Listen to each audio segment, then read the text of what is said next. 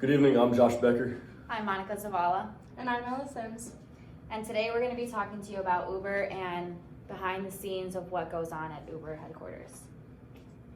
So Uber is a company that provides different services. They have food deliveries, they have ride sharings, they have electric bikes, and they have scooters that basically they're just little scooters that charge you per minute and how far you go.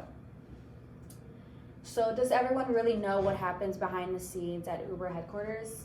Probably not. So what goes on is they have a lot of hidden complaints that they don't make public, so not a lot of people know what's really going on unless you've worked there or been there when an incident has occurred. They have corrupt management that not a lot of people know about because they try to keep it on the down low. And they have a lot of unhappy employees that after a while just leave the company because they can't deal with it anymore. We went in and did some digging around and we came across an incident and we diagnosed it, and this incident involved sexual harassment, managers using their authority to belittle other employees. They weren't addressing all the issues as they should. Team members felt like they were unable to communicate any problems with management because every time they did, nothing was done about any of it. And these employees just felt as if they didn't have a voice at the company because whenever they said anything, it was just kind of pushed to the side. Sexual harassment, as defined in the dictionary, would be behavior characterized by the making of unwelcome and inappropriate sexual remarks or physical advances in the workplace or other professional or social situations. In Susan Fowler's case, she received emails from her manager on her first day on the job propositioning her to have sex with him. And corporate management was also a problem in her case because she applied for 2 transfer requests which were denied after she had received these emails, and was told by the HR department that California was an at-will employment state and she would be on thin ice if she reported the manager again. The problem statement for this case is sexual harassment within Uber took away Fowler's ability to communicate these issues to management and to the HR department, as well as making her feel belittled and alone in her situation. So the first problem we're dealing with the Uber case and the Susan Fowler case is the issue of sexual harassment. So our solution to help try to solve the problem of sexual harassment within Uber, we felt that the best solution would be to implement new policies and procedures on how these issues are dealt with and handled, and then additionally to train employees on how to identify with and deal sexual harassment issues within the company. So we had a 5-step action plan to implement these solutions. So the first step in our action plan was just to go ahead and survey all the employees within the company. That's to gain the experience of current and previous issues they may have had regarding sexual harassment or HR mismanagement of their cases. We're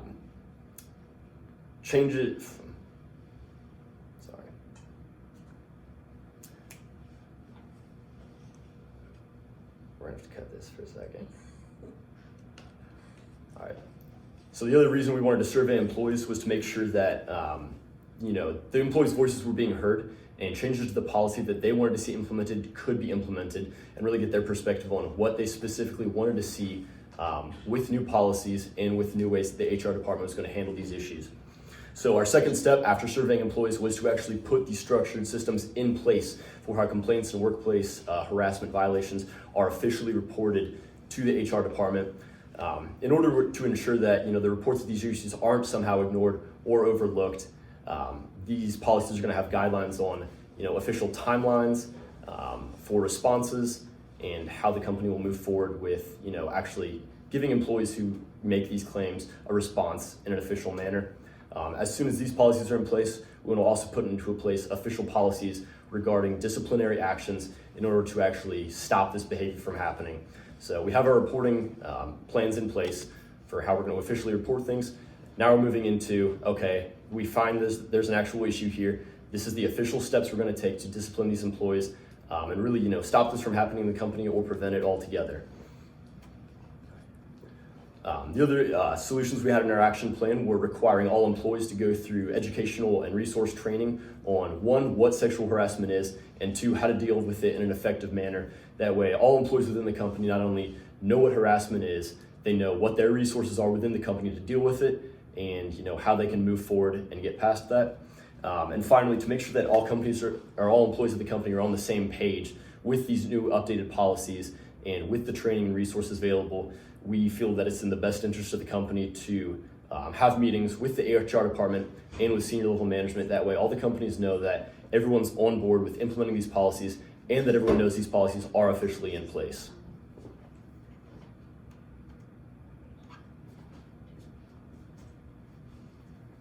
Give me a second, I'm gonna look over this real quick. I can get it. I got you. You can edit them if you need to too, because we have to like send it for you too. Okay. I'm ready to go.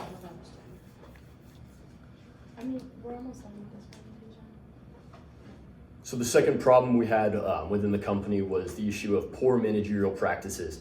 So to solve this issue of poor management practices, we felt that the best solution would be to really change the way that managers are hired in the first place, and also the way they interact with their employees, kind of shifting that into a way where teamwork is really, really fostered and employee development is something that all managers care about, to make sure that their teams are working efficiently, effectively, and happily. So the first step in this action plan clearly is going to be changing the way managers are hired. We believe that it'd be in the company's best interest to focus on hiring new managers who really have a vested interest in developing their teams, developing their employees. That way you don't get managers who are kind of out for themselves, gung-ho, throwing people under the bus. You want to set your company up with managers who are really going to strive for success and bringing people around them up. The second step in this process is to take all our managers through regular developmental training to help them not only with their communication skills but with their leadership abilities, so they can more effectively lead their employees in the pursuit of team goals, but also just make sure that cooperation between employees is efficient and effective. We believe that evaluating managers, both fellow managers and from employees, is going to give managers good feedback on what they're doing good, what they could improve on. That way employees once again feel like they do have a say in the company, how things are ran, but managers can also shift the way they're focusing on leading their teams to make sure that best management practices are being used and everyone's voice is being heard in situations. And then finally, to prevent managers from micromanaging or being overbearing on their employees, we also felt in our action plan it would be a good step to try to start to give employees in the company more autonomy. The way the company is set up, most of the departments are already very specialized, with a lot of teams. They all have their individual goals. The employees know what they're doing, they're trained professionals. So we feel that by giving them more freedom and creativity in the way they're approaching their tasks and goals and accomplishing them, it'll not only help managers spend their time more effectively, not micromanaging them, but it'll also make employees more satisfied knowing that their managers aren't being overbearing on them. And we're doing conclusion.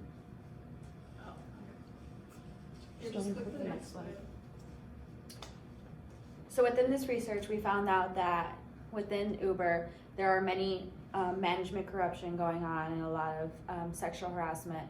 Susan Fowler's case is not the only case that we came across, but it was the case that we were most interested in to do more research.